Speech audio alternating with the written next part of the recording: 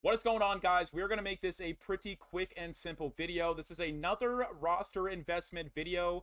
Did we get another roster update this week just before the All-Star break? Now, usually, whenever they do a roster update around the All-Star break, they usually end up boosting or nerfing defense or speed, depending on what they're doing throughout the season. But obviously, on top of that is always the offensive stats first. Now, I'm going to bring up 6 names for you guys to invest in right before the roster update that should hopefully go up so you guys can earn a little bit of stubs. The first name we're going to bring up is Trevor Story of the Boston Red Sox. It seems like he's finally finding his groove with Boston now that he's playing through health and he's not injured all the time that he has been the last couple years during his contract. Trevor Story, you might look at his card, only a 76 overall. He is currently only going for 191 stubs, so you would be able to make almost like double the profit if he gets to a gold and an 80 overall. He's obviously his stats only 53, 61, 51, 67 offensive attributes, but currently this season, especially within the last 30 days, he has 7 home runs. He is hitting 310 with a 340 on base, a 552 slugging. On the season, he also has 14 home runs total with just over a 700 OPS. He's been having an incredible last month or so. I think he could get enough because he already has that 95 defense over there, 68 speed, 90 reaction. I think that could be enough. If he gets a little bit of that offensive push to get to a gold overall, I think he would definitely be worth investing in. I'm probably going to put a little bit of stubs into him because he would get more than double of the profit at the time of recording. Before we talk about Yandy Diaz, I want to mention that these are not necessarily like the shout-out type names. Like, we don't have to mention Randy Rodriguez. We don't have to mention James Wood. Those guys are surefire diamonds. I'm trying to mention some of the guys that might not be super expensive. Now, whenever I just checked Yandy Diaz's price, he is currently going for over 500 stubs. So people are tuning in to seeing how well he's been playing this year. I would say that he might still be worth investing in if you have a lot of stubs. He could go up even higher than just an 80 overall, where defense doesn't really matter at first base. His offense could get a boost regardless. So far this year, just in the last 30 days, he is hitting 380 in the last month. He is balling out for Tampa Bay.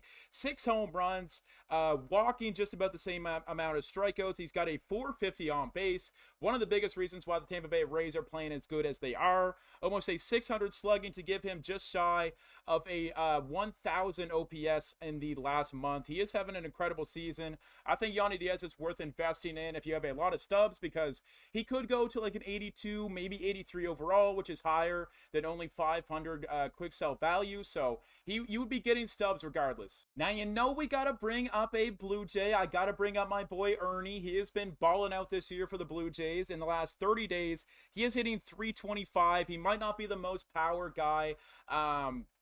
Obviously, 32 power, 56 power versus left. You might think, you know what, I'm not going to invest in Ernie Clement. He's not crushing righties this year. He is absolutely demolishing lefties, though. But he is only 220 stubs, so he could be somebody worth investing in. I think he's playing well enough that he could go up to an 80 overall in the roster update. He's also one of the better defensive third basemen in all of baseball. If they end up changing his primary position to third base, which they very well might. I know he's been playing a lot of second, third, and short this year. I could see that being enough with the way that they do roster updates in the game and how positions matter depending on where they field and everything like that, and the fielding attributes matter more in different positions. Ernie Clement could be a guy to invest in. I would probably invest in him a little bit. You would be doubling your value. If not, I would assume he would stick probably around 200 stubs with how well he's playing. Like I said, he might not be a big power bat, but he is hitting well enough, well over 300 in the last month, to probably get an overall contact boost enough to get him to an 80 overall. Now, the next guy I want to mention is Hunter Goodman of the Colorado Rockies, the lone all-star for the Colorado Rockies. Congratulations to him. He has been having a phenomenal year for Colorado. It might not really be on the spotlight because of how bad the team is, but in the last 30 games, the man is hitting 291 with 9 home runs, a 331 OBP. This is all within the last month. I think he could get a power upgrade. I know he's not a great defender, but I don't think he's as bad as 48 defense behind the plate. He could get a little bit of a boost, even if he gets maybe 60 defense, 55, and then with a big power upgrade as well. And like I said, he's hitting 291 within the last month. He could get a contact boost as well. I think he should be a goal with the way he's playing. He's only 100 stubs. You would be quadrupling your value if you invest in Hunter Goodman. I probably will invest a little bit in him as well because he is playing so well for Colorado. We are going to go back to the AL East. I just realized that almost all of these guys are from the AL East. It must just be because I watched them so much, but Ramon Laureano for the Baltimore Orioles, he's been one of the bright spots for the team that has been pretty bad, pretty abysmal this year, pretty disappointing overall. Ramon Laureano, within the last 30 days, he has 5 home runs. He is hitting over 300 on the season, in the last 30 days. In the last 7 games as well, he is hitting 310 with a 360 on base, and he barely strikes out this year too. Only 33 strikeouts in the last month as well, so he's like averaging like 1 strikeout per game, which is not too bad. He might not be the most peak power bat, but he's hitting over 300 like I said. He's already a 77 overall, pretty much only because of his arm and his accuracy. If he gets just a little bit of offensive boost, he could be a gold. He's only going for 100 stubs as well right now, so similar to Hunter Goodman, you would be quadrupling your value if you invest in Ramon Laureano. This one is a bit of a wild card one because Jose Altuve, they might end up switching his primary position back to second base. He's been playing a lot more second base recently. He's been also hitting a lot better since he's been playing there, which makes a lot of sense. He's probably a little bit anxious when he's playing in left. Switching positions for the first time in his career at the age of 35. You don't really see that too often. So if they switch his position back to second base, he might get that boost to get back up over a gold.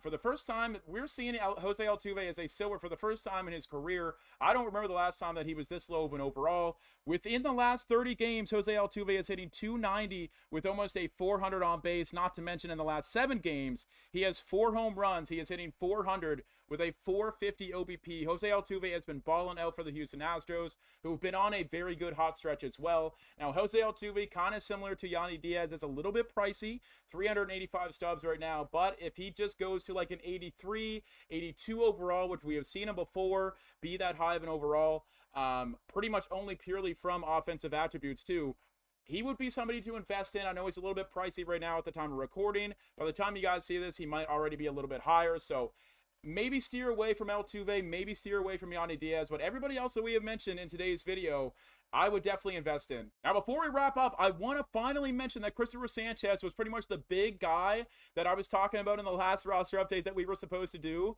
Christopher Sanchez was somebody that I invested a lot of stubs in.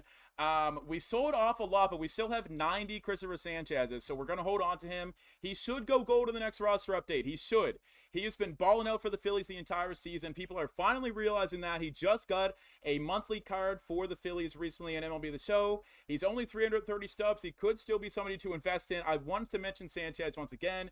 It's been kind of a running thing over on Twitch about Christopher Sanchez and Kodai Senga for us. How much I was talking about them in the last roster update video that we did, and how neither one of them moved the needle. I don't know how, and Christopher Sanchez has been continuously balling out for the Phillies. So yeah, I definitely think he should be going to gold as well. Anyways, guys, that is going to do it for another roster update video. Let me know down below who you guys have been investing in before the roster update. We should be getting it. I believe it is on the 11th as well. It should show in the calendar. Yes, roster update, upgrades, downgrades, team affinity. We get a lot of stuff this week, and it'll be the show. I am pumped.